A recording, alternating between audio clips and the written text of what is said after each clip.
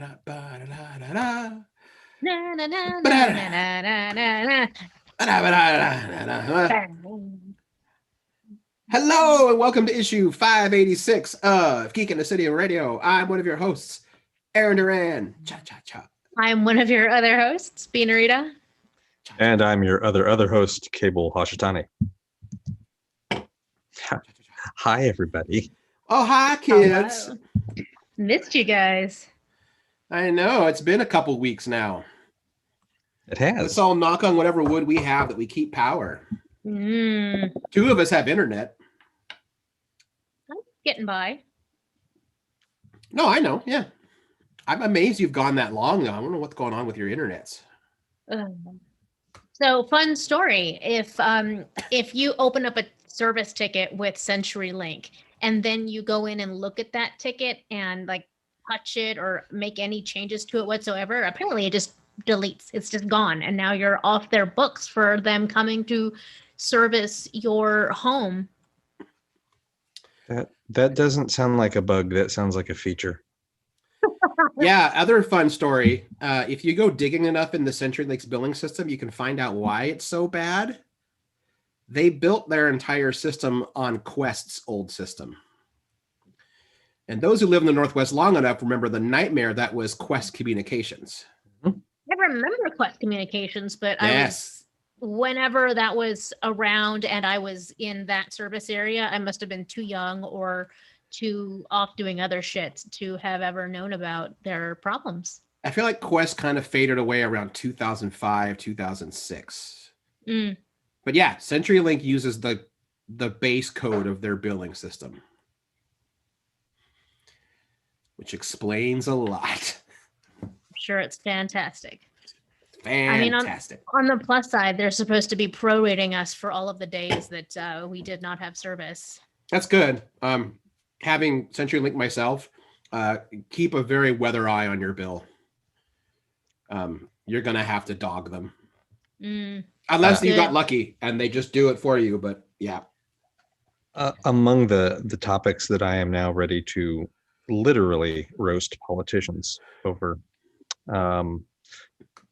turning the internet into a public utility and doing away with all kinds of bullshit service fees is one of them.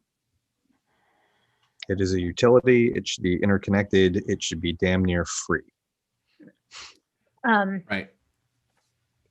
Same could be said for all other utilities. Yes. All other utilities need to be regulated and no longer in the hands of privatized companies. I'm trying to remember, Again. have they even done anything about changing fees for bank accounts? You know, overdraft fees, over limit fees. Nope. Thinking. All of these things, this is capitalism gone not awry. It's going the exact way capitalism is supposed to go. It needs to be burnt to the ground and started over. I remember being blown away when I found out that the post office used to be banks. I didn't know that either. Yeah, the post office. I wouldn't describe it like that, but they had some crossover in services. No, I think there was a time they handled banking also.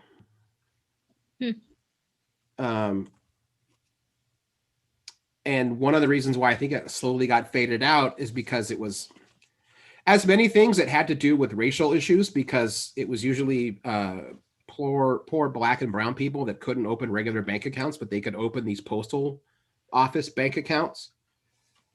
And it helped them establish like residency and, all that stuff that makes it possible for you to buy a home, which, government didn't want that. Great. All right. I'll do a deep dive on that sometime, but, not on a show that talks about, synthetic robots, or I guess the robot is synthetic. I will still argue there are reasons that pop culture and real world should cross over and talk about things, because sometimes the solutions are in our fiction. Yes. Just our opinions on one thing don't discount our opinions on the other. No, We can do both. that is true. I mean, it's pretty frustrating that we have to like make up entire like fantasy worlds in outer space in order to play out and dream act a better society than the one we live in. Right. I remember that was the whole point of that was to see if those things would actually work. Let's make a television show about socialism to see if it work. Oh, it would work. And then capitalism went, oh yeah, we can't have that. Gross. Of course not. What was that growl? I'm assuming it was a car. Oh, okay. That's I was what it like- was. I was like, Bean's very hungry. There has been a car in the neighborhood that sounds like that and drives around. Like I only hear it at nighttime. If it's around in the day, Merrick would let me know. But it's either someone who lives here and they're in the neighborhood and that's the sound of their car, or it's someone who works in the neighborhood. Right. Mm. Well, there you go. Mhm. Very Well, well. how's everyone doing since it's been a couple weeks? Quitting my job, and I'm going to get back into ceramics. That's awesome. Yeah. I mean, the the two both are aren't awesome. necessarily go together, but yes, they are both good and exciting things. Yeah. They can go together. I mean, getting into ceramics might lead to a job in ceramics. That'd be kind of cool if you like it still. If I'm any good at it at this point. I wouldn't say I was good at it in high school, but I definitely loved it, and I think about it all the time. So I'm finally like feeling motivated to try to get back into it. Cool. Will you make me an ashtray for Portland? Yeah, sure. You said- Ashtrays for everybody. Yay! I mean, I don't even smoke, but you got to have an ashtray. This is true. Yeah. I already have like a list of ideas of things I want to make, and Oh, you could make a clay tankard. Ooh. Mhm. Mostly a lot of the stuff I want to do is like sort of like witchy themed, like a cool thingy to hold your tarot deck, or How about one? unique looking incense holders. I was gonna say, can you make me a really cool incense holder? Because right now I don't like what I have. Yeah, I'm picturing like one incense holder that could do cones and loose, or like the discs. Yeah. The charcoal discs, or also hold like traditional stick incense. Be a Again, we'll see if I'm any multitasker- good. Multitasker of incense holders. Yes, universal incense holder. The Leatherman. Can it of also look like Spellworks. Mr. Peanut? Oh shit. By the way, I think I- Bean's running off mobile data, so if she drops off nuts, and then that could be that too. I am, and I missed whatever you said, but I think it was funny. Cable wants it to look like Mr. Peanut, and I said you would be making like the Leatherman of ritual work Mhm. because it's Okay, that's all. we'll go with that. Well, what else is going on? I mean, yeah, things. I had extra days off from work, but as a side benefit to living in downtown Portland is that when the power goes out around town, it doesn't go out down here because all of the lines are buried like they Mhm. should be all over this city. Like a civilized place. Yes. Yes. And they're not because 'Cause we're money. done. Because but yeah, we infrastructure is didn't- not sexy. Yeah, we didn't lose power, we didn't lose heat, we didn't lose internet. I think the most inconvenient thing that occurred was that all classical Portland had some technical malfunctions, so we couldn't listen to them on Sunday morning. Oh, Oh, the tragedy. I know, right? It sounds I mean, you it did sounds very potentially bougie. almost blow up. I mean, you were a block away from that potential thing. There is that. That was fun. That was Monday, I think. Yeah. I liked how like Cable's texting Bean and I back and forth saying, "Are you guys doing okay? You have no power?" And we're like, "Yeah, we're hanging in there." And he's like, "I have power and everything. Everything's good here." And then ... If I don't explode, I'm like, what? I am very well practiced in burying the lead. Yes, I'll yes, you say. are. It's But, one of my superpowers.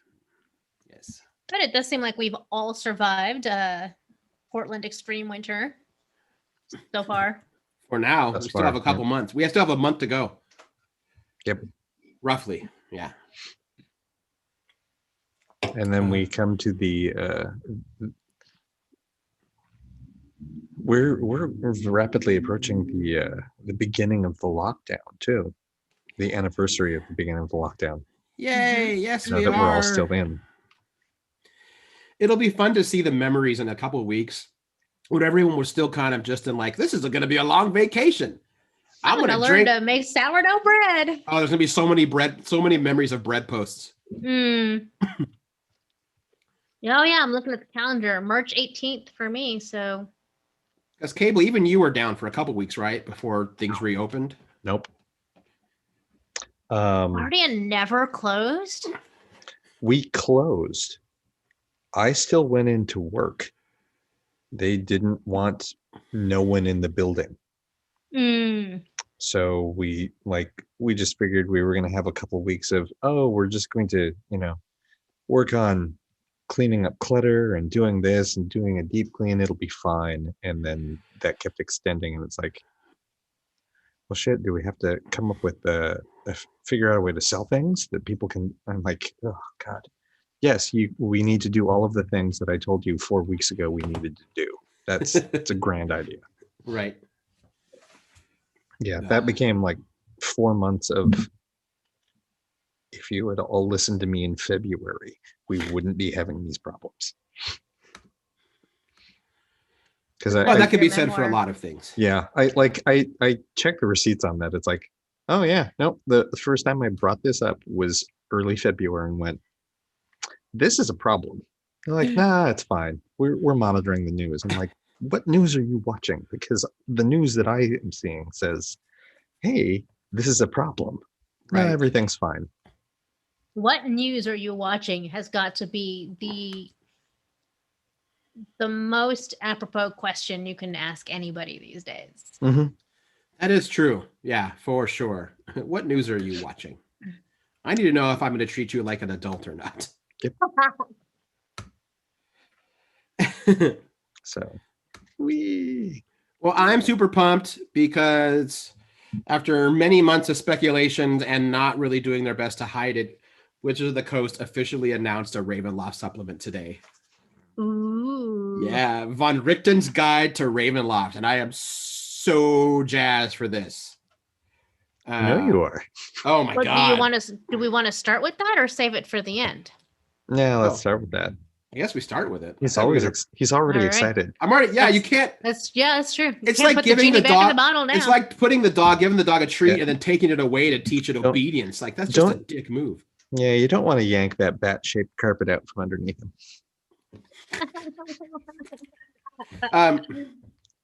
No, I mean I read the stuff. It sounds amazing. Like it's expanding beyond Barovia. I mean, obviously.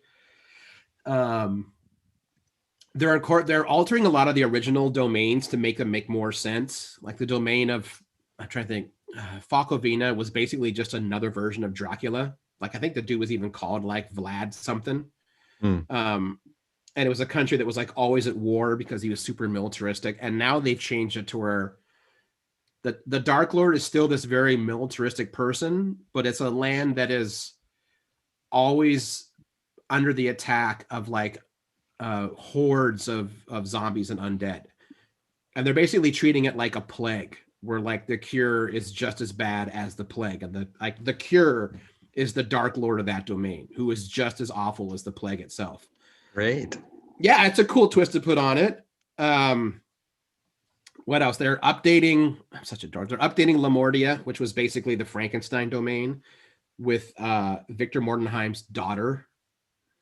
She now seems to be running the land. So it's kind of neat. They've kind of like it's not like a reset of Ravenloft from what I can tell. They're taking the favorites of certain eras and then they're moving it forward in a timeline.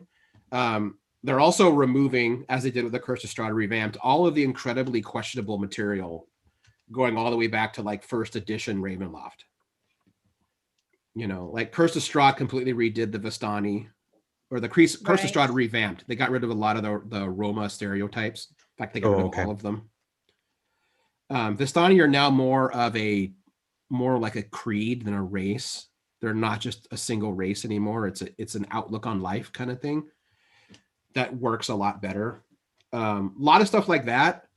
I started seeing, now that they officially announced it, I started seeing a lot of people who worked on this book are clearly now allowed to say stuff. And it's a lot of like BIPOC people, gender and sexual minor. There's a lot of hands in this book to make sure that it doesn't have those pitfalls anymore. I mean, you know, D&D and role-playing has always had that problem to begin with. I think a lot of the tropes of Gothic horror lend themselves to be even more problematic if you're not careful. So Wizard of the Coast seems to be doing a really smart job of being like, okay, we said we're doing better. We are trying to do better. So let's, you know, stick to it and have all the right people working on this. And they're also breaking away from like straight Gothic horror. They're like, we want Ravenloft to do any kind of horror you could want. If you want to do cosmic horror, there's going to be domains for that. If you want science gone amok, there's domains for that. So whatever kind of horror story you want to tell, like it seems like this new Ravenloft setting is definitely going to do it for you. They've got a bunch of subclasses, 3 new races, like, you know, the Reborn and like the Revenant, the Dompire, so you can really get your moody emo gaming on there. I'm super pumped for it. It's going to be a blast, and I was really worried. I knew it was coming out. Greg and I have talked a lot privately about what we think it's going to be, because Wizard of the Coast didn't try to hide its teasing that much about what they were doing next. Especially if you follow a lot of the D&D Beyond stuff. A lot of the Unearthed Arcana stuff coming out, the playtest stuff, was a lot of like, you know, Shadow Walker and like Vampire. They were not being subtle about what was probably coming out next. You know, but I was really worried because, like I said, Greg and I would talk about it. He's like, oh, traditionally this is probably going to be like a Q4. So maybe for like a Halloween 2021. And I'm like, oh, that'd be cool, but I want it sooner. And it is. Your wish. It is May 18th. Yep. Which I rather hopefully threw out into the world, that hopefully enough people will be vaccinated by then that a close circle of friends can maybe game in person with this. We'll see. Maybe. I'm not going to give you numbers. Here's the thing. Most of the people we know all work from home already, so they don't have a lot of public facing. Sure. So there's that. I'm not one of those people. I know. We'll figure stuff out. Not only that, but they have not yet been able to determine if the vaccine prevents you from being a carrier still. It does not. It does not. No, they do know that. Okay, thank you. Yeah. All it does is it makes it so it reduces the effect of the symptoms. And even that's only 90%, right? Which is significantly high. It's very high. Sure. I think they've downplayed that part because they don't want people to go nuts. Yeah. Right. But it's like, no, this is actually a really good vaccine. It really works well. Yeah, I definitely see a lot of commentary about warning people, don't go nuts. You think you can go nuts because you've been vaccinated, but there are a lot of other factors, including like vaccination rates in other countries, if people are looking to travel, the whole thing about children. There's like no conversation about vaccinating children yet, really. And like whether or not people will even want to do it, because the side effects are probably going to be worse than the actual effects on children of having COVID, because it's not as big a deal for them.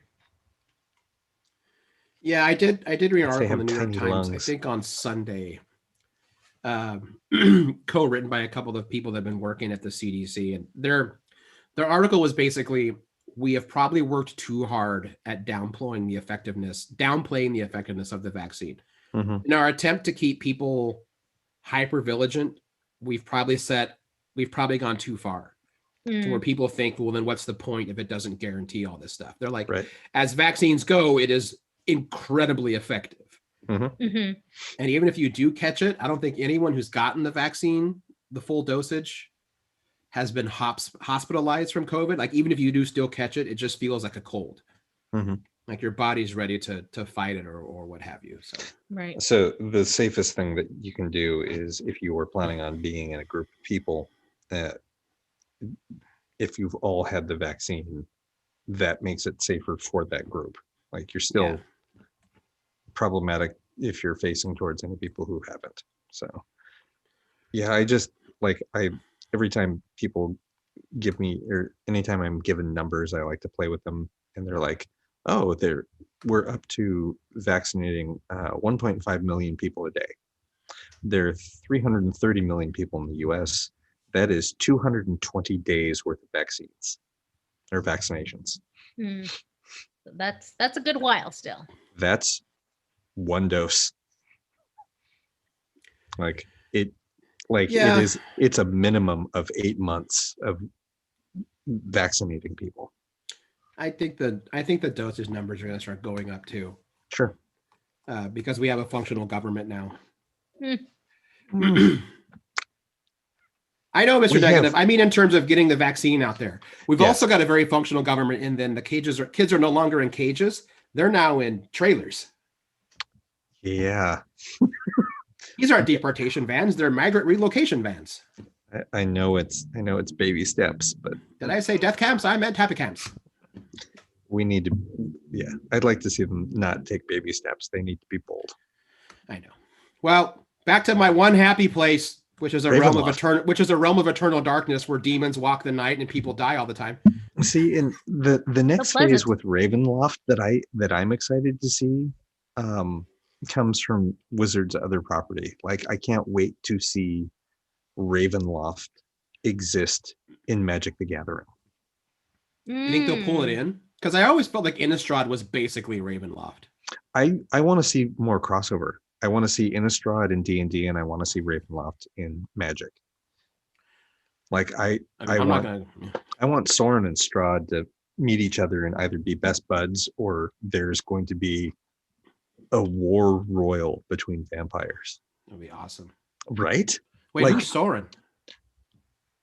Soren is the Lord of Innistrad.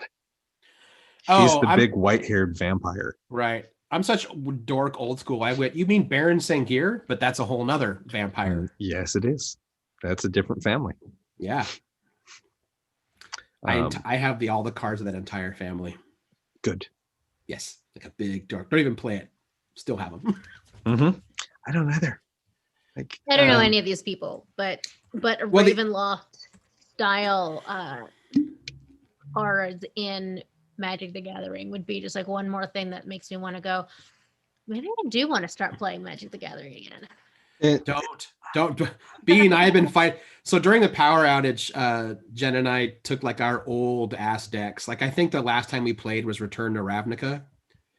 That's a while. Yeah, we both kind of got that look in our eye of like, oh yeah, this was kind of fun. Bean, I would suggest if you ever do want to get back into Magic, pick up pre-constructed decks and just play with those. Tweak them a little if you want to, but do not. There is no, unless you are Start collecting. Yeah, unless you are flipping cards on the internet or playing competitively for money, don't. Just like, I know that seems like a strange thing to come from someone, but who works at a game store. No, not at all. I expect you to be like the wisest counsel on these matters. I'm like, I don't, and I don't want to diminish anyone who's like does that. But if you are going to be a casual player and always be a casual player, this is not the direction that you should go. Right. And that's the thing, is like I'm such a dabbler. I'm like my 5 million embroidery threads over here. And I already just, scheduled a tour to possibly open up another hobby. Which is cool. I don't commit a lot of time to any one interest. in particular, and I spread it out a lot. So Yeah. and Magic is definitely an investment if you're gonna like really turn it into a hobby. So Mhm. no, I Or agree. It's why into I've a, stayed yeah, away for so long. that's fair. Yeah. Trying to think what else I would want. I There's a know. lot of settings I wouldn't mind if Wizards tried to bring back slowly. The reason I bring up the putting Ravenloft into Magic is they are doing their first D&D Magic set. Really? Yeah, it comes out this year. I'm trying to remember. I think it's Forgotten Realms. That makes sense. Mm-hmm.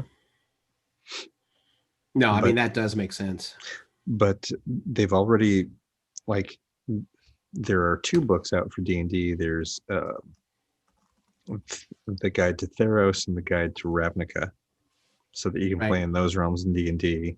And now they're putting D&D into Magic. It's going to be more and more crossover over the next few years, is my guess.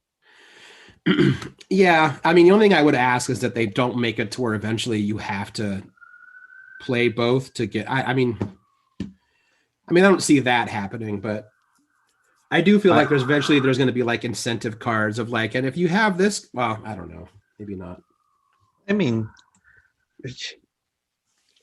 there are people who would go, really? I only have to spend $50 on this book to get this one special card? Cool, done. Yeah. But yeah, that I could see happening for sure. Yep. Yeah. You're like, yeah, it's for $50. I would have spent that anyway. It's like, ooh, okay. Oh, okay. Yeah, okay, but you're right. So because you mentioned Strixhaven is this spring. Mm-hmm. Adventures in the Forgotten Realms is in the summer. And then it says 2 unnamed sets coming out. The follow-ups, the false or the quarter 4 set is a return to Innistrad yet again. It's vampires versus werewolves. It's literally vampires. There's Innistrad vampires and Innistrad werewolves. It's 2 sets that become one big set. Awesome. And they're releasing at the same time. So it's vampires versus werewolves. Awesome. I'm probably going to buy that. Mm-hmm.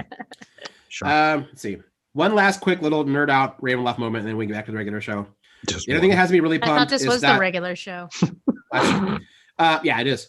Von Richten's twins are getting a much bigger part, which is really cool. They've like kind of grown up since the series has begun, and now they're basically monster hunters on their own. She's got like some weird vampire blood because she's connected to Strahd, and her brother is a werewolf, and it's awesome.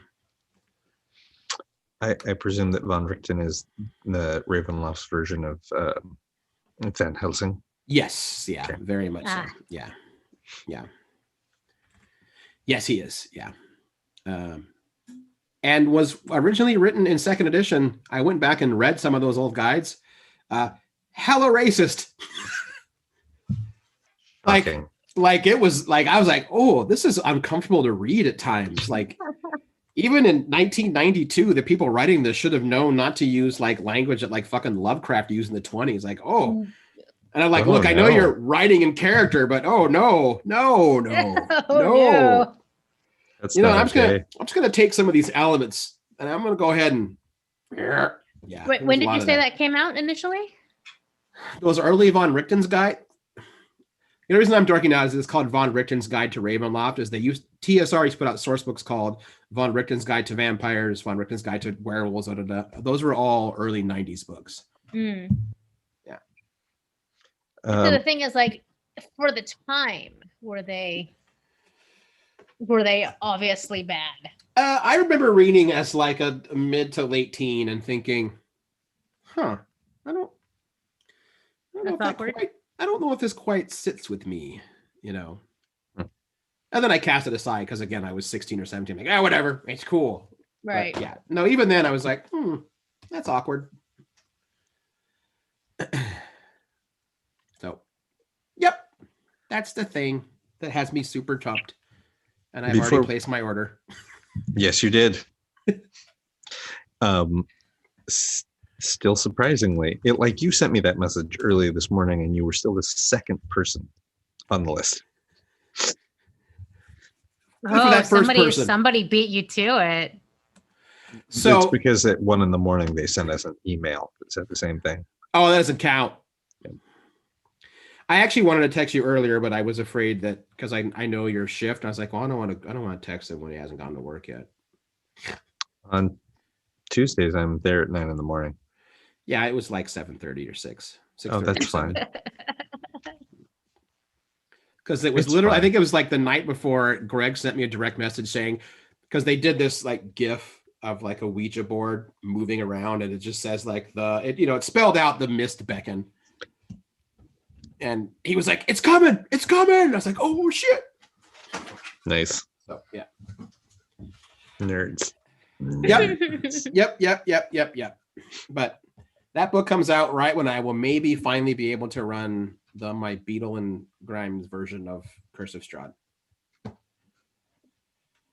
which right now I think has like 8 people who want to play, which is just not possible. Oh, it's so many people.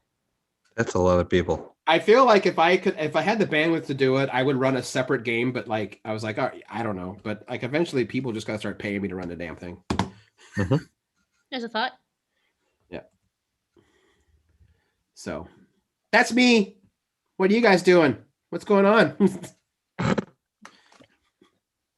Or we jump right into WandaVision. That's what I thought we were going to do. Oh, I am sorry that the chat is down. yeah. I don't know what is up with the Yahoo YouTube's chat. yeah, I'm starting to feel like we need to go to a different service. again. Yeah, again. It's Well, very we can talk about frustrating. that off air. Yep. Yep. But I wanted to give a shout out to the people who are listening because I did we know that you're there.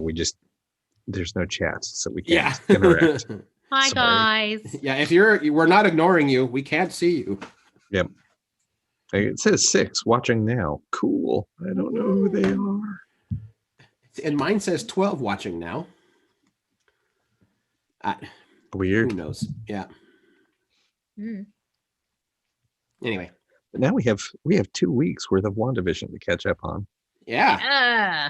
And Are we ready? And 2 more episodes left in the series. I know.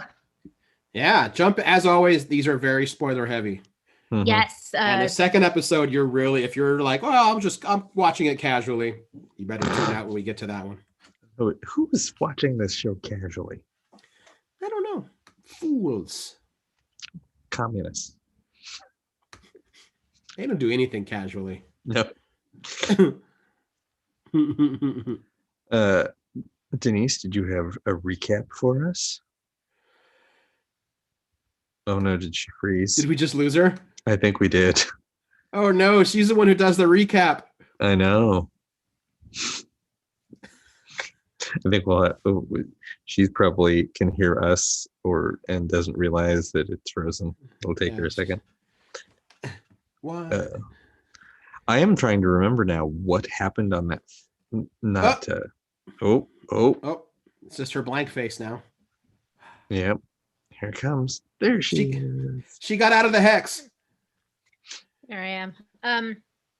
My phone tried to connect to the non-existent Wi-Fi again. Oh. And now I was trying to actually join in on my phone, so that might try to happen also. If you see that I'm also in the waiting room, that's what that is. All right. Keep an eye on. Okay, so where were we? You were about to recap. Yes. So definitely these 2 episodes are very spoilerable. So if you are not caught up, now is the time to check out. Yes. All right. Starting with episode 6. Why didn't I write the name of these down? It was the Halloween episode. Yes. Something spooktacular. Mm-hmm. Yes. And when we last left off discussing WandaVision, Viz had confronted Wanda. Wanda had confronted Sword, and Pietro had shown up at the door, but he looks different. Mm-hmm. Yes. This episode jumps in with a late 90s, early 2000 era Disney or Nickelodeon style family sitcom, complete with zany intro, kids breaking the fourth wall, and a cool couch surfing uncle. It It it is. was very specifically Malcolm in the Middle. Oh, was Yes. it? Okay. Oh, Yes. yeah. I actually never saw that one, so I did not make that connection. But it reminded me of a lot of Disney shows from that era. That were Uh, all aping Malcolm in the Middle. That makes sense. As the title alludes, it is Halloween. And so Vision, Wanda, Billy, and Tommy and Pietro are all wearing Halloween costumes that all just happen to be essentially versions, early versions of their comic book costumes. So that's fun.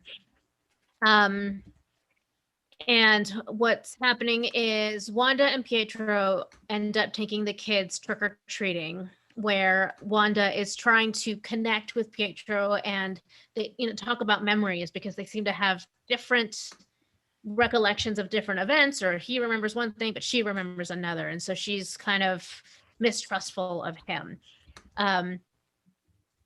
But later on he admits, like, look, I don't really remember much. I remember being shot in the street. I was dying, and then I heard you calling, and I knew you needed me. And during all of this time, the kids are sort of in and out, enjoying Halloween and running amok in the neighborhood. Wanda does point out to them to not go past Ellis Street, which is apparently an existing rule that the kids are aware of. Meanwhile, outside of the barrier, the sword people are sort of at each other's throat. Monica wants to reason and work with Wanda, saying, if she's the cause of all this, then she has to be our solution also. But Hayward, the guy in charge, doesn't want to hear any of this. He thinks he knows better than other people like Monica because he was around while other people were gone for 5 years during the blip. They end up arguing, and he gives not just Monica, but also Jimmy and Darcy the boot, and they're being escorted out, but they knock out their escorts, and that way they can stick around and continue to sort of dig up what's going on because they are pretty mistrustful of Hayward. Rightly so. They learn that he has found a way to get through the hex's boundary, but that is not information that he had shared with anybody up to this point. They also find out that he's been tracking Vision's activity inside of the hex, and they're able to see that at that time, he is sort of on the outskirts of town where there's little to no activity within the population. Cutting over to Vision, he's in the outskirts of Westview, sort of investigating, even though he said he was doing neighborhood watch stuff. And now we visibly see that the further out you go from the center of town, the less control there is, or more specifically, there's less active thought going into people's activities. You see a woman who's hanging up yard decorations for Halloween, and she's just sort of like an animatronic. But also you see like a single tear coming down her face. So like more deeply how much people are suffering and how like Vision sees this as we progress. Here we have the zany ad break, a 3D slash claymation style kids commercial about being on a desert island. And it's an ad for something called Yo Magic, the snack for survivors. That claymation child died on an island alone. I didn't really understand what that was foreboding, but I'm sure we'll find out soon enough. Back to the show. Vision decides to kind of fly up and look over the whole town, and he finds Agnes in her car, just stopped at an intersection, happens to be on Ellis Avenue. And she's sort of in a fugue state until he starts interacting with her. She says she took a wrong turn and got lost. Weird, since she supposedly has always lived in this town. He touches her and wakes her up the way he's been doing with some of the other townsfolk. At which point she recognizes him as an Avenger, but Vision doesn't know what that is. And she tells him that he is dead. Yeah. She also explains that she can't leave town. Wanda doesn't even let us think about it. At which point she starts to sort of lose it. And she's like screaming and crying. He zaps her again, and then she's kind of back to normal, and she heads back towards the center of town. Team Monica again, still sort of digging up whatever dirt they can find out on what Hayward's real intentions are.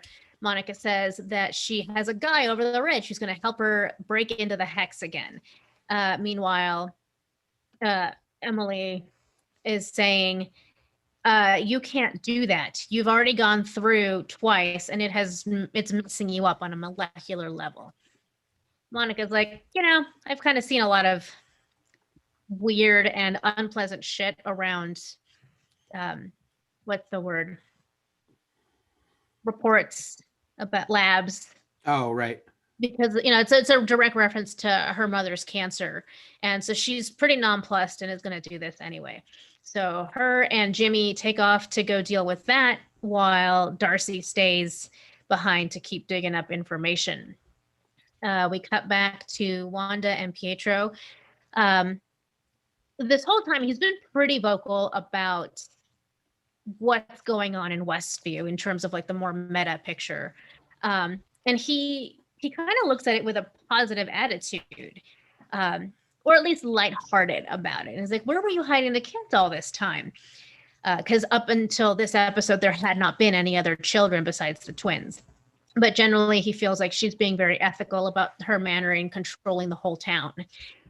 Wanda does seem surprised by this. And even though he asks her, it seems genuine when she says she doesn't know how she has accomplished this massive feat. She explains that she just really remembers feeling alone and empty. And then they were in Rescue. Right.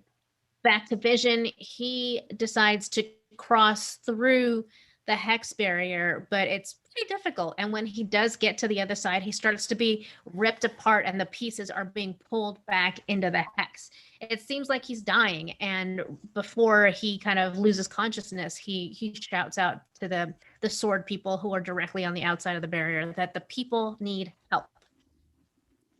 Inside of town, Billy or Tommy, I don't know which one's which, hears this in his head. He clearly has some sort of telepathic functions. He hears what's happening to his father, runs and finds Wanda, explains that he's in trouble, and sort of is able to explain what he sees in his mind is happening.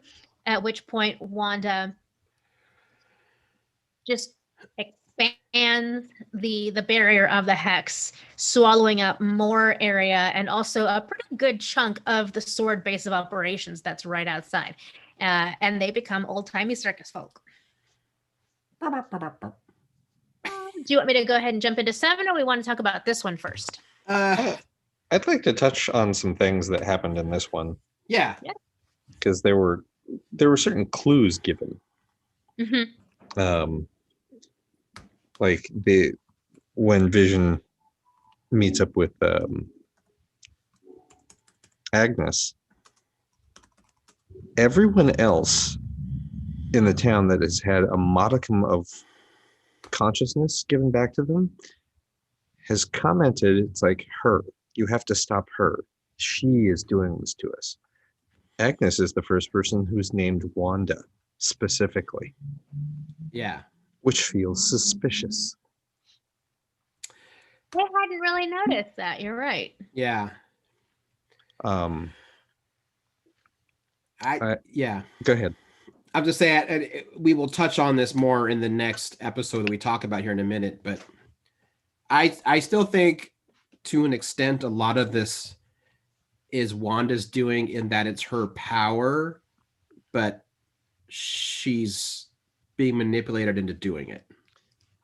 And there's still the question of, but exactly how? Her powers are, as it has been categorized by the Avengers and on all of the books that consider her a threat, that she is a telepath and a telekinetic.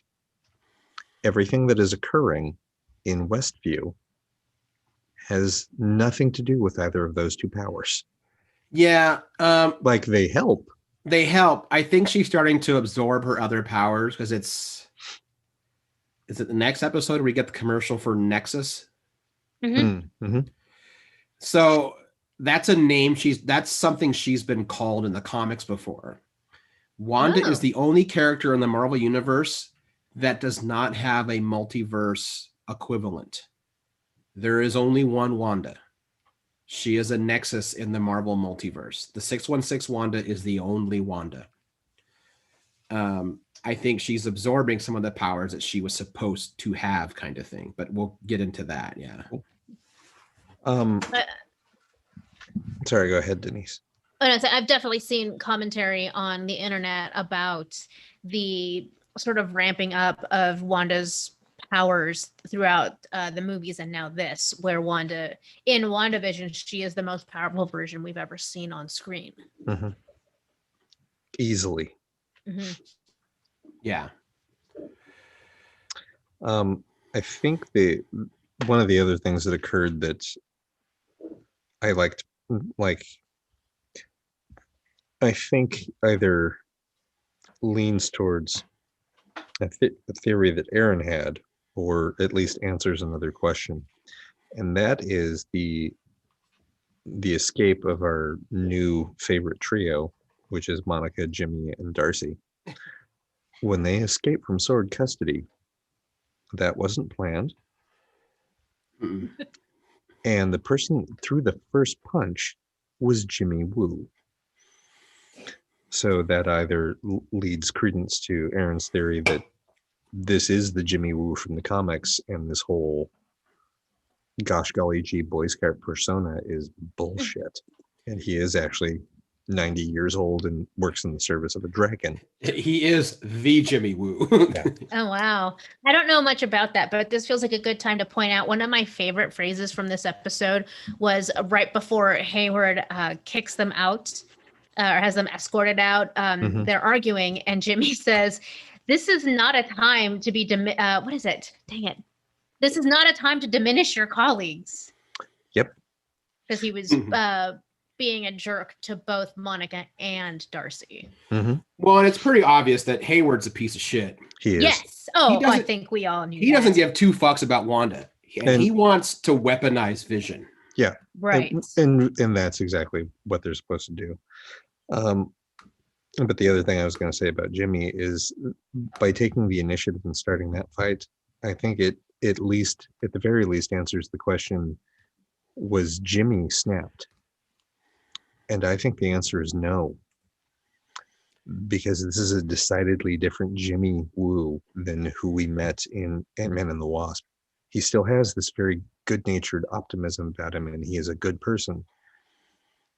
But in 5 years' time, since the snap and everyone coming back, he's seen some shit, and he knew it's like, oh, okay, all my attempts at diplomacy have failed.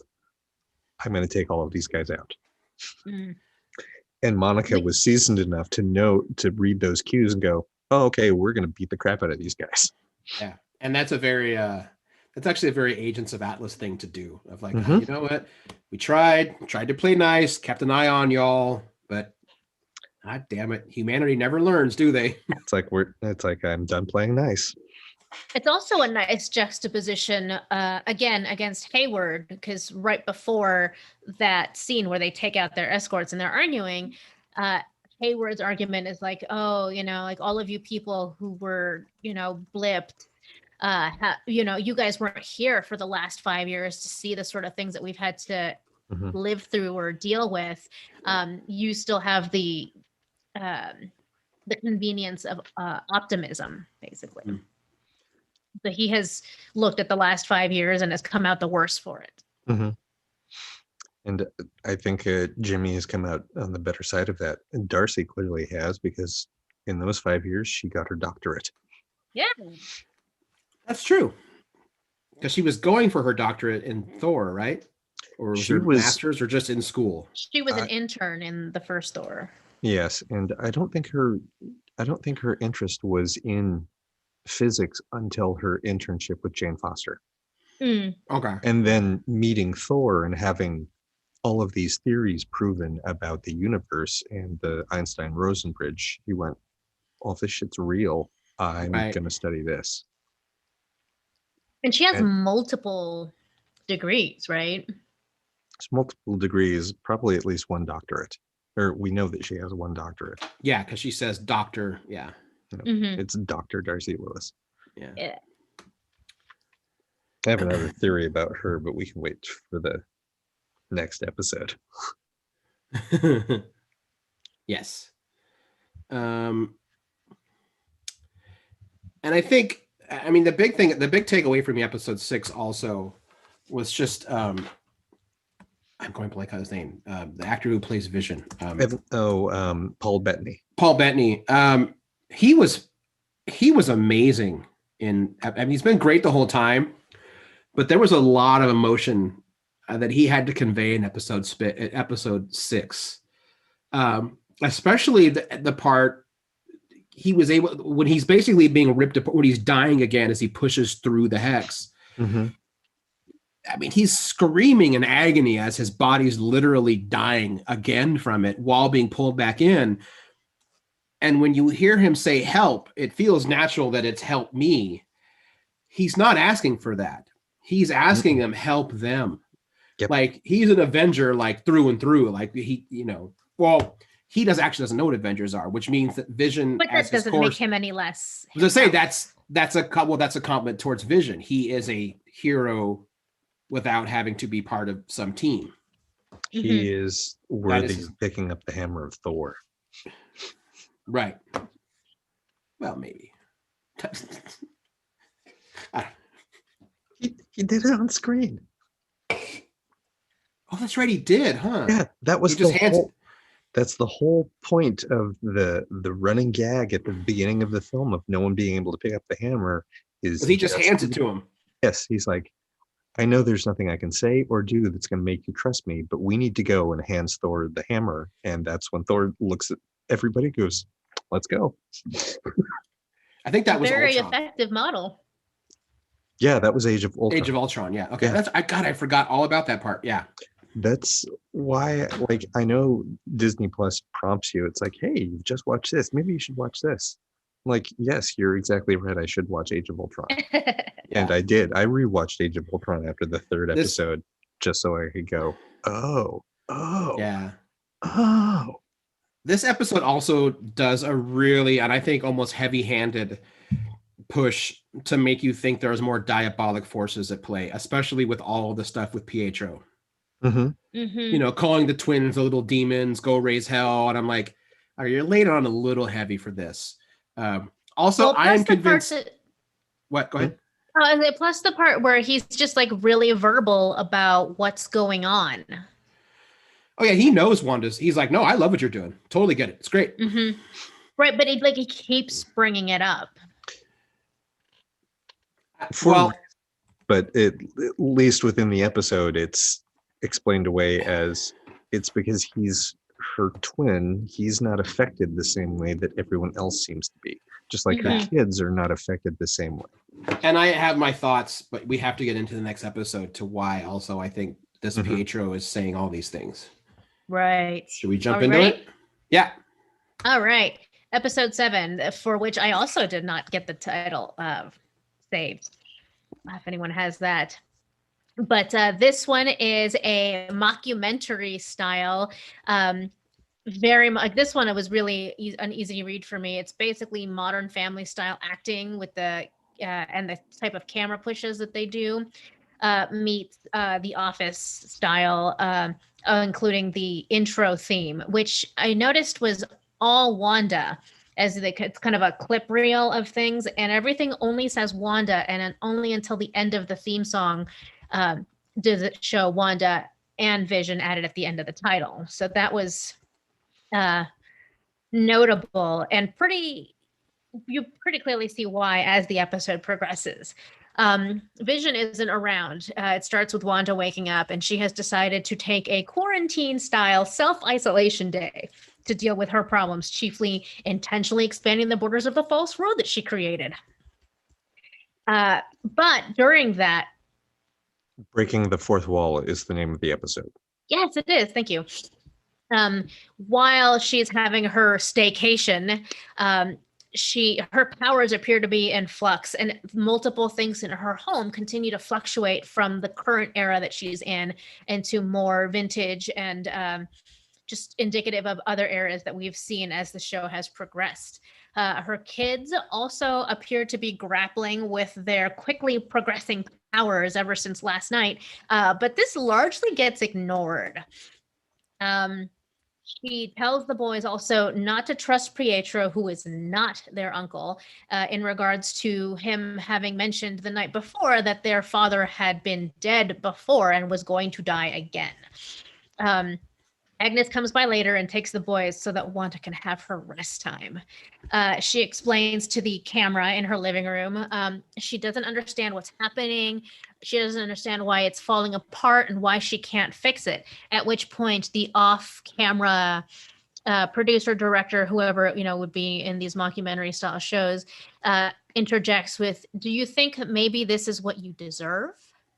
Which is shocking in the meta sense of mockumentary style production crews do not interact with the people in Right. front of the camera, but also it's just a very and Wanda acknowledges that, but also it's just a very deep cutting question to ask somebody in the middle of all this. But again, we just sort of move on, and it doesn't really get delved into any further. Outside of Westview, there is no broadcast, so Sword is no longer picking up on what's happening inside of Westview. At which point, Hayward says that everyone needs to get ready because they are launching today, whatever that means. Yeah. Monica and Jimmy are on their way to go meet their people at the other side of the ridge. They receive Darcy's info that she's finally finished hacking into. Hayward is trying to bring Vision back online and had been unable to do anything. Nothing worked until Wanda took him and was able to reactivate him, which explains why he's been tracking Vision, because he obviously wants to have back his sentient weapon. They meet their contact out on the ridge, who have brought space-rated equipment, spacesuits, large space rovers, so that they can, in theory, safely break through the barrier. Meanwhile, Vision is still on the edge of town. He wakes up and he seems okay now. And he was right in front of those sword people that got swallowed up when the barrier moved. And he finds Darcy as part of his circus, who he first has to free. He has to free her mind like he does with other people before he can get her to cooperate and help, at which point they're good to go and they start cooperating and heading back towards the center of town. Ad break that you mentioned, Aaron. Nexus, a prescription antidepressant to anchor you back to reality, or the reality of your choice. Side effects include feeling your feelings, confronting your truth, seizing your destiny, possibly more depression. With the final tagline, Nexus, because the world doesn't revolve around you, or does it?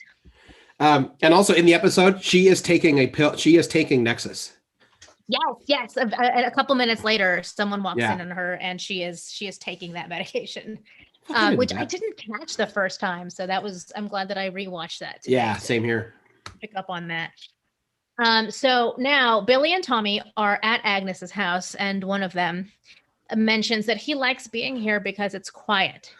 And then he looks at Agnes like right in the eyes, and things get, the whole scene gets quiet, and he says, "You're quiet, Agnes, on the inside." Which is a very haunting thing for a little boy to say to you. But again, everyone just kind of blows past it. Like, things are not being addressed in the moment, is like the theme of this episode. The other theme of this episode, I should say.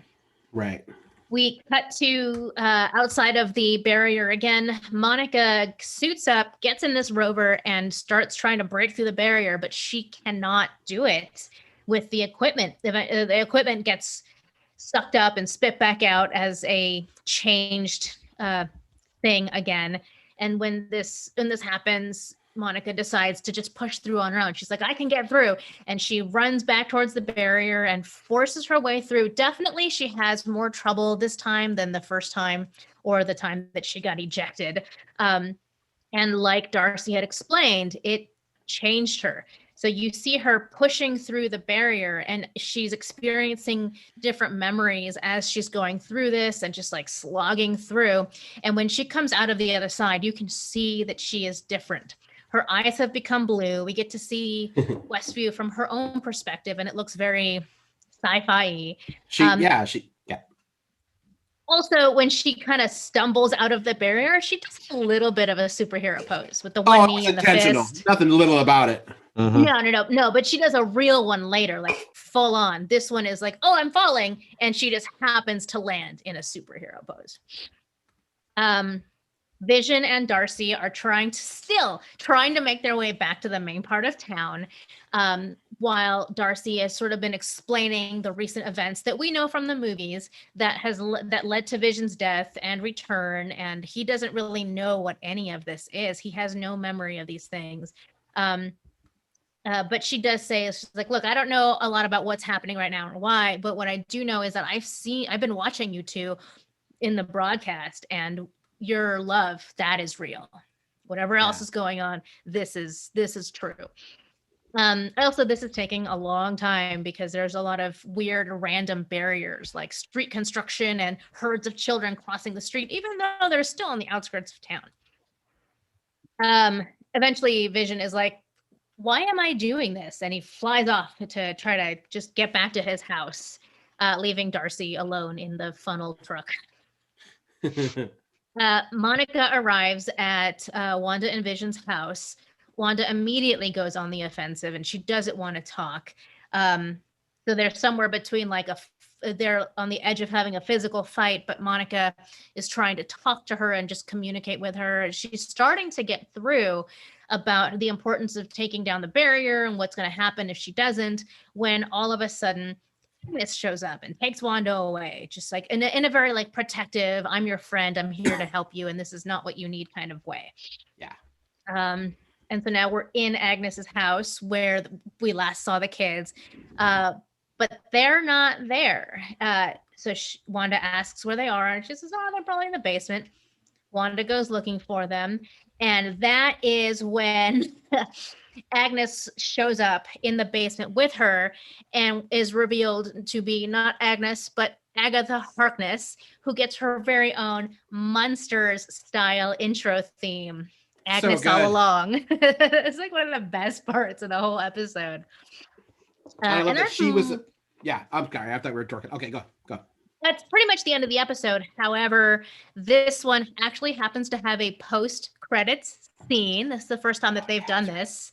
And it's Monica looking for a way to break into Agnes's house, Agnes/Agatha, when Pietro finds her, and then they cut out. Presumably he attacks her and, ties her up and takes her back into the basement. But we'll find out next week.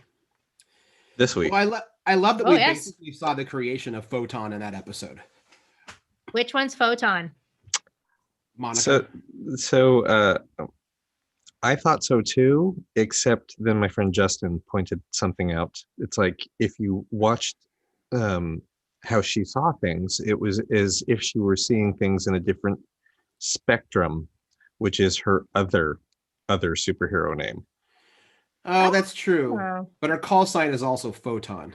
No, her mother's call sign was Photon. That's right. Photon. So it could be either or. It could be I'm going to take the name Photon because it honors my mother, or she's going to go with Spectrum because that's what she's seeing. I think this is where Darcy is going to step in and start naming the rest of the Marvel superhero characters that start popping up. I think they're just going to merge those two powers together. Yep. Photon and the Spectrum. Yep. Because like anyone who's ever worn the moniker of Captain Marvel in Marvel, you have to have an incredibly convoluted history. Mm-hmm. You can't just have a power. I did like that the uniform that she was wearing underneath the spacesuit was very much an homage to her Captain Marvel, the comic book characters, Captain Marvel uniform. Which apparently you can order that as a sweater. Nice. Yeah, that shield, that shirt. Yeah, you can order that as a sweater, sword. Which is nice. Sword, yeah. So something I totally forgot about Wanda. So even in the comics, Wanda started as, a telepath and a telekinetic. Mm-hmm.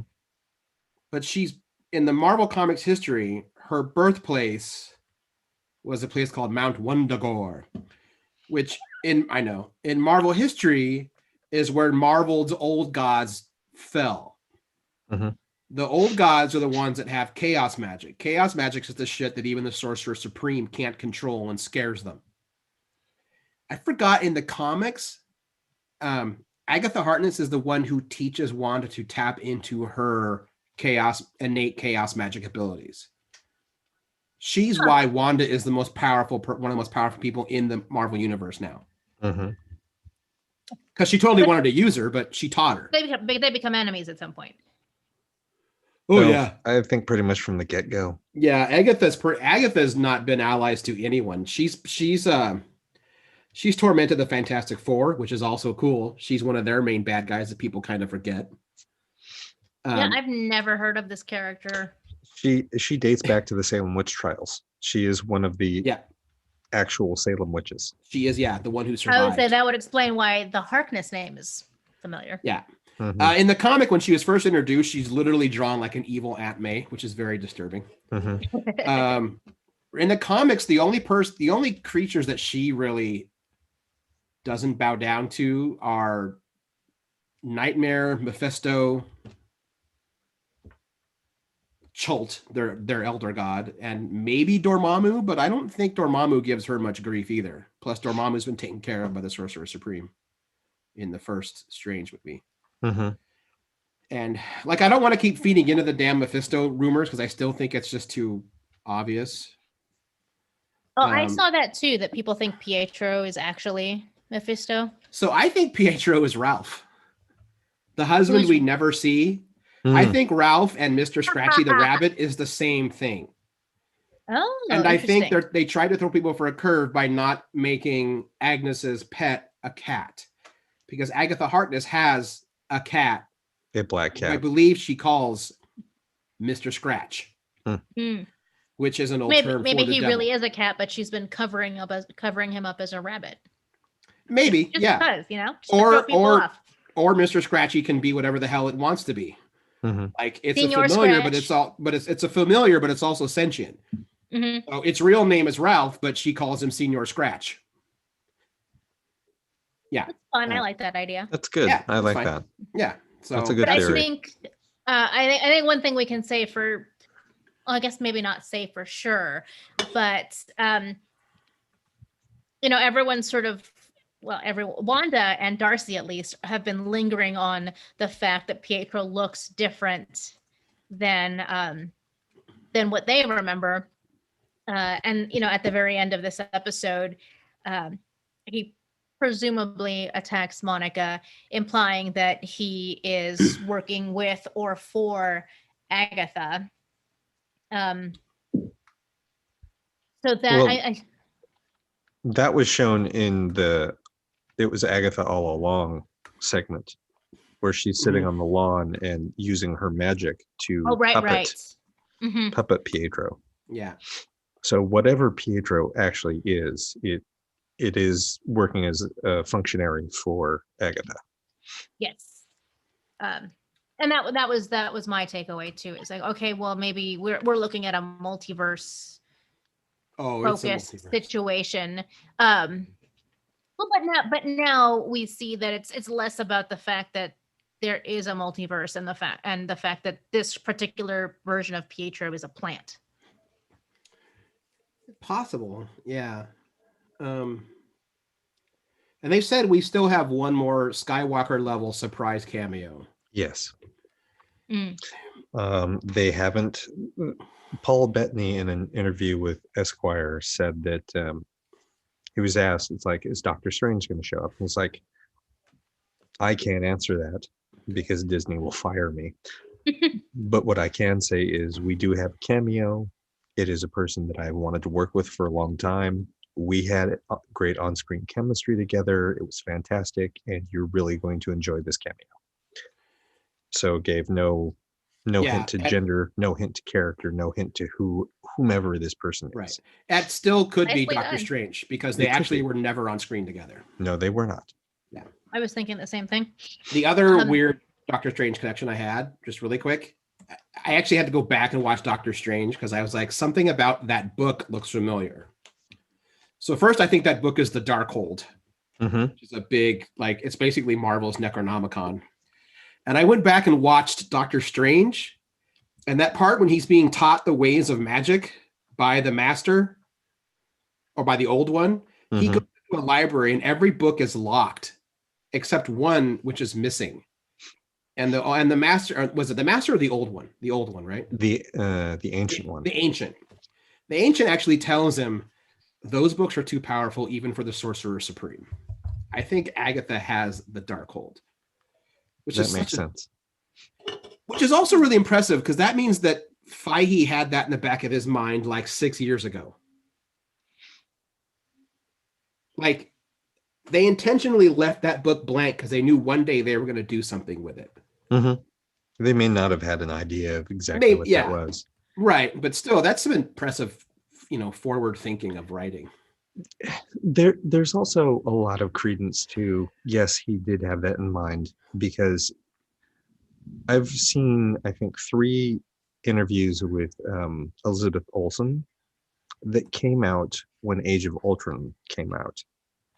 And one of them, she goes through, like, it's an illustrated history of the character of the Scarlet Witch. She's like, I'm playing Scarlet Witch. This is her origin in the comic, and kind of goes through all of her high points.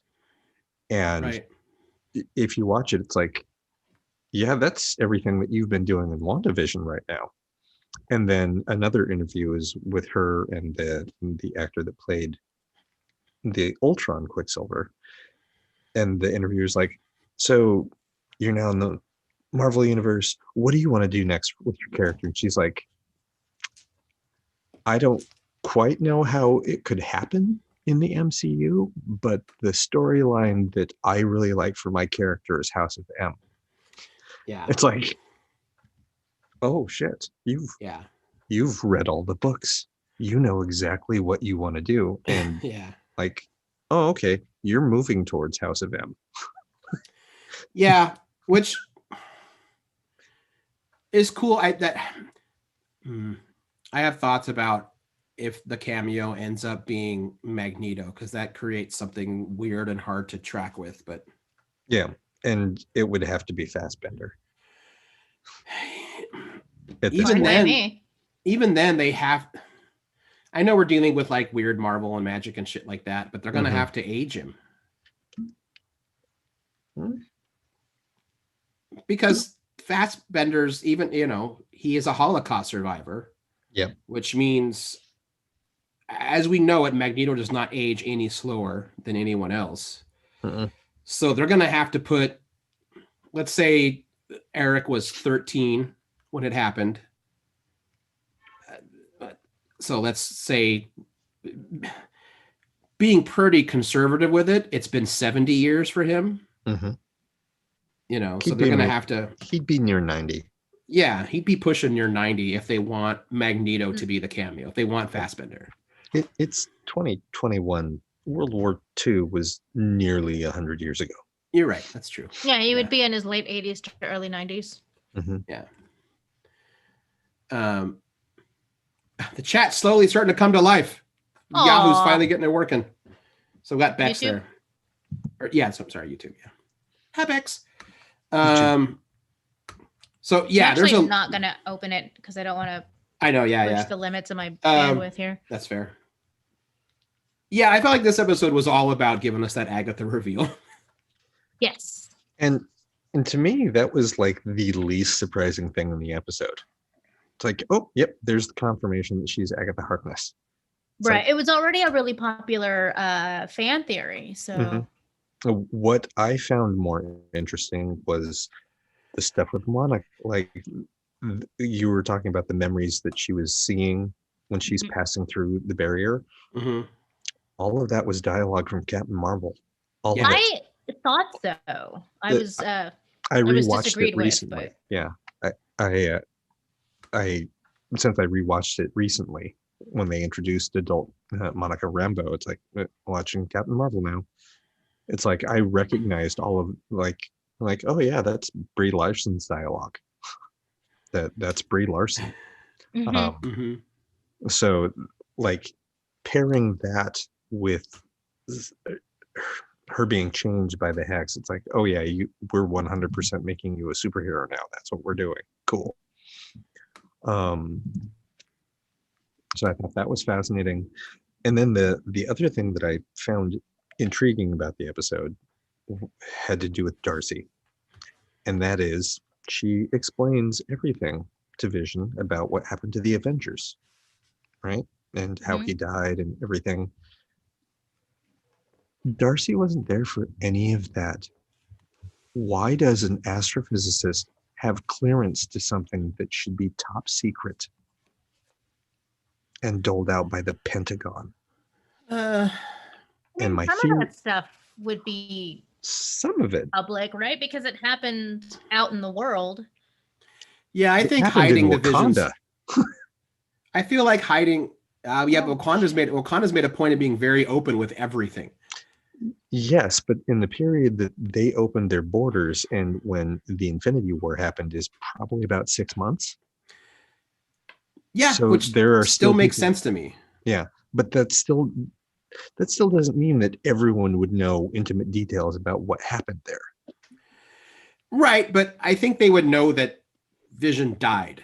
I feel like the way Wakanda's trying to run itself, Mhm. I bet other governments are like, no, we have to hide the fact that it almost, earth-shattering ending war happened. We got to keep it a secret. And Wakanda's like, no, happened in our land. We're telling everybody everything. Yep. Nope, no more secrets, kind of thing. Yeah, the general of our army is currently in charge of Wakanda because we're missing the king and his sister and other members of the royal And family. also, she's still probably buddies with Jane Foster, and Thor can't keep his mouth shut when he's talking to her. This is true. That I- actually seemed like the likelier reason that she knew as much as she did. This is my far-fetched reason as to why Darcy knew what they're talking, everything that Vision needed to know and has been able to provide as much exposition. That's not Darcy. No? Who do you think it is? I think wait, it is. Hold on. I have one other before you go into your big thing. Go. It's, Yeah. Why else would they call Darcy in on this sword joint operation Mhm. if she isn't already aware to some degree of these like inner workings of the Avengers and their events? She might have a position outside of these current events Mhm. that she developed over the last 5 years that keeps her connected to Avengers, Sword, and those activities. And that is completely plausible and most likely the answer as to why she's up to date on this. My far-fetched theory, have either of you watched the trailers for the other upcoming Disney Plus shows? Yes. I And haven't. if you think Darcy's Loki, that's awesome. I think Darcy is Loki. The Darcy that we've been seeing for the last 7 weeks. Yes. 6 weeks. I really got to start keeping up on more of that this he's stuff. just trying to. You haven't seen the Loki trailer? I don't think so. I don't remember. Maybe seeing after this, it. we'll do a quick little show really quick. Yeah, essentially it blends Loki with some very Umbrella Academy type agency that spans both time, space, and universes. That seems spoilers, like a very that- Loki thing. Spoilers, that Loki trailer is what inspired the next arc in our Star Trek role-playing game. Oh boy. Yeah. But yeah, that's I think it is not. I think it's very specifically the Loki. If it turns out to be that Darcy is actually Loki, it's Loki from his television series, which would then further entwine the shows together. Yeah. The other nerdy thing I thought, the reason why they're no longer receiving the broadcast is that now WandaVision's in the era of streaming. So why would they get a broadcast? So this show could potentially end with some kind of commentary on the fact that every TV show you love has now become streaming. Creepy.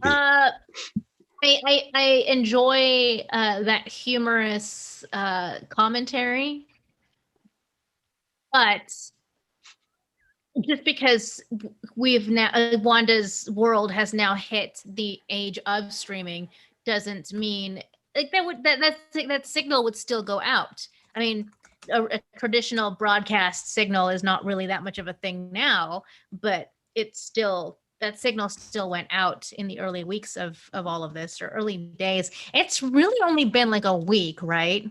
This world Yeah. that They she has created. Yeah, Darcy says as much when she says, "I've been watching WandaVision all week." Yeah, Like, that's right. oh, good God. Which means it's also 3 weeks from when everybody returned. Right. Hmm. Well, I think that one episode Wanda even mentioned that I just got used to you guys being toddlers yesterday, and they're or something like that. Yeah, no, every episode has been like very clear about the fact that they are picking up the next morning, essentially, from what Right. we last saw. Mm-hmm. But It's just easy to forget when it takes you 2 months to watch it. it's just also very it's good to keep in mind that it is 3 weeks after the Avengers defeated Thanos. Right. Because for us, it's been a couple of years. Yes. Yeah. But it is only 3 weeks away from the massive battle that destroyed the Avengers compound in upstate New York. Which is also why at this time, which would also explain why Doc Strange isn't available to help out Nick Fury in Spider-Man Far From Home. Mm-hmm. Because Far From Home is going to take place about 2 months after WandaVision, which means Doc Strange will be hella busy. I thought it took place like 6 months after Endgame. I guess so, yeah. So still, that's why he's busy. Yeah. Also, that's why everyone's busy. Like, oh, okay, Yeah. we have everyone back now. We have a lot of infrastructure to put back together. Right. Wanda, that's what you could be doing. Bridges, roads, healthcare. Oh man, if only. Yeah, awesome. I have no idea how WandaVision is going to end. I know we've got 2 episodes left, and it's still like I'm just enjoying the ride. I heard a rumor the last 2 are going to be hour-long episodes, but who knows? That would be fun. The rumor was it's supposed to be the last 3 episodes. I think it's just rumors. Yeah, that's fair. It's been fun to speculate. My friend Justin had one other speculation that I wanted to pop on here.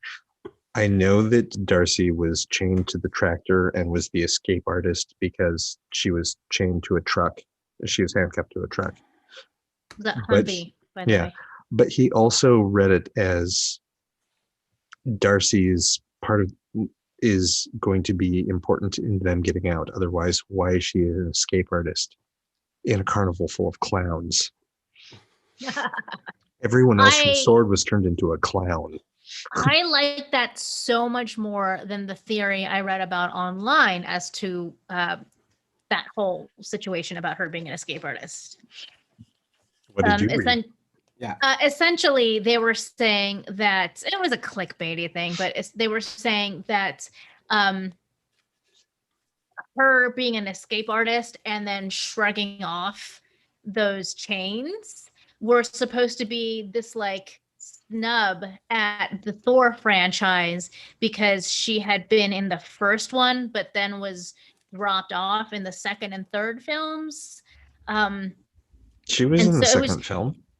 Maybe just the third one then, but I'd have to look at it again to remember what they said. But the whole point being like, oh, they threw her away as a character and they didn't need her anymore. But by way of her shrugging off the chains, she's just as strong as Thor and doesn't need that franchise because now she gets to have her own, she gets to be this big player in this other show. It was kind of convoluted. I was like, I regret clicking What website on was this? I don't remember. It was somebody's op-ed, Oh. That is I'm glad you're really reaching. Yeah, I'm glad to have Darcy in this show. I'm glad to have Darcy in the MCU. Those movies were called Thor, not Darcy. Mm-hmm. She also had her own TV show for a while, so the performers. Kat Dennings is fine. Yeah. But that is someone reading some very personal things they're going through into someone's fictional character. That's Yeah, I like maybe That's a they're just like lot. a really big Kat Dennings fan. She's had more than one show that she leads, by the way. So, Okay. I um, did I I so did not did she's know fine. notice her. that She's totally she, fine. I like that she kind of pretty much channeled her character from Two Broke Girls for the little part where she was under the influence of WandaVision. She's like, I hard pass. feel like that's like her like core character in anything she does. Smarmy. Mhm. Like charmingly self-interested. Yeah. Damn, I wish I had saved that article too, because that would have been. I didn't think it was going to come up, but it was bad. It was bad.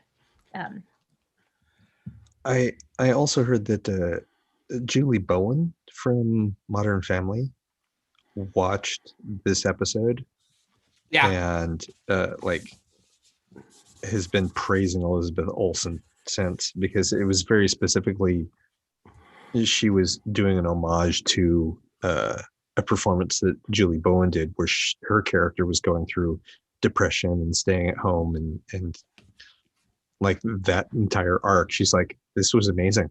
This was I can't think of a nicer way to spend the anniversary of the last episode of Modern Family than to have seen this. Yeah. She mentioned, yeah, she's like, yeah, Elizabeth Olsen nailed it. Yeah. I didn't see it, but I have watched the entirety of Modern Family, and I also like it is a spot on performance. But with the office style opening. Yes. Oh yeah, you missed that part. Oh, sorry. Yeah, it was The Office is one of my all-time favorite shows, probably. Modern, and that was fun. That was a fun combination of themes. Oh, most of them have been really great. The Halloween Spooktacular was less so for me, but like I said, I never watched Malcolm in the Middle, and I'm not overly interested in zany, kid-centric family comedies. Yeah, that's as far as like I'm not either. Malcolm in the Middle ended up being more about the entire family and less Yeah. about just the kids doing wacky things. Yeah, it really did. Right. And if I had watched that show, I would be able to connect it in that way. But to me, it just played like wacky Disney sitcom. To quote Jimmy from this episode, that's a broad overstatement of terms, but yes. Or broad overstatement of, God damn it, now I can't remember the quote. It's like broad generalization of events, but yes. But that's okay though. They totally reeled me back in with episode 7. Two to go. I know. I know. I don't know where do they go from here in terms of television, family sitcom eras. That's what I mean. There's It's got to be something streamed. It's got to be some kind of streamed thing. Schitt's Creek. Or if they get super meta with it, they will do a streaming reboot of one of the older episodes of WandaVision. That would be hilarious. Yeah. There's also always the potential that, because it is the last 2 episodes of the show, things are just going to start coming to a head and we're not really going to be dealing with the broadcast anymore. Right. Yeah. It's already down. I feel like we're moving that direction just because almost all of the players are now known and in the same place. Yeah. Right. Yeah. I'm guessing that's actually the likelier scenario, is that there is no more broadcast. Shit's just going to hit the fan now. Yeah.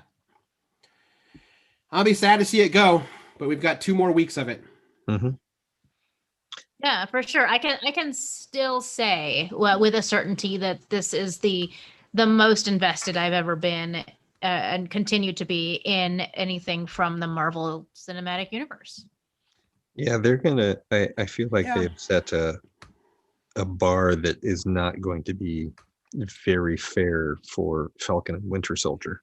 I For was about to say sure. that. I hope people don't compare the two because they are completely different animals. I'm looking Mhm. forward to that one just because I like those two characters and I think that one's going to be fun. Yeah, if you're gonna give me a spy action show with those two characters, okay.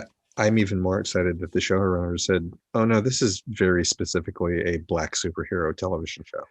Yeah, Like, and I'm on board. yeah. And we don't have enough of those, so they've We all don't? been canceled. Well, isn't Black Lightning getting its spinoff show? Yeah, Black but Lightning. it's been Yeah. canceled. Well, yeah, but So it's Af- 1 for 1. It's finishing out its last season. I should also I want to mention I have started watching oh, Bat- Batwoman. We'll have an interesting talk when we've all watched that. Yeah, like I mentioned a few weeks ago, I think we should just watch it all. I think we'll have to do like an actual season conversation about it. We don't have time to cram in more shows. We don't. Not if we're going to talk this long about each one. No, and I don't know if Falcon and Winter. I'm assuming we're gonna do that one. I don't know if Falcon and Winter Soldier is gonna have as much of a deep thought conversation. Sure. I think just by nature of the type of show they're making. I feel like we should all watch the first episode of Falcon and Winter Soldier and then kind of talk if we want to do that. I do feel like we're That's going to go, but I feel like the other Disney Plus series that we'll end up wanting to do this again with will be Loki Yeah. because that feels weird. Yes. And they announced another show too. I don't remember what. Like Hawkeye? it was in. No, there was something else that was being mentioned, and I can't remember what it. I can't remember anymore. I know there's What If, which is an animated series. I think Right. that'll be fun. Yeah, that should be kind of a trip. But yeah, I don't remember what I the don't other one remember is. what it was. I do wish in hindsight, like that instead of giving the Black Widow movie, I wish they had now done a Disney Plus series. Yeah, when the hell does that come out? I think it comes out in April or May, because I've seen the memes of in 2 months, Black Widow drops in theaters, and people follow up with Black Widow dropped in theaters 2 years ago.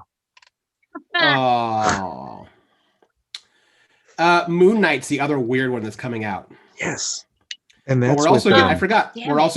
also Hawkeye. We're getting Miss Marvel, mhm. which we're supposedly going to get that late this year, but COVID I know kind of threw off filming of everything. She-Hulk Miss Marvel movie or show? show show. with Kamala Khan. Mhm. Yeah. Yeah, I don't know and, anything and about it, Oscar really, Oscar but- Isaacs is playing Moon Knight. Yes. Yeah. I'm going to wish I'd read Moon Knight, aren't I? I'll give you the list of which ones. Super. And then we're getting a Secret Invasion. That's going to have Samuel L. Jackson. Mhm. And then the other one, Disney Plus, I believe announced, but it's still TBA, is Ironheart is going to get a show. Oh, Thus okay. is thus. Ironheart is, Riri Williams. yeah, she's 15. Yeah, she's Yeah. the spiritual successor to Iron Man. Yeah. She's smarter than he is. Yes. Fantastic. So yeah, plenty of stuff. Mhm. I think that's a good place to wrap up the show, guys. Indeed. Yeah. Yeah. Well, with that being said, I'm Aaron Duran, I'm Banarita. And I'm Cable Hashasani. and we will talk to everybody next week. Bye.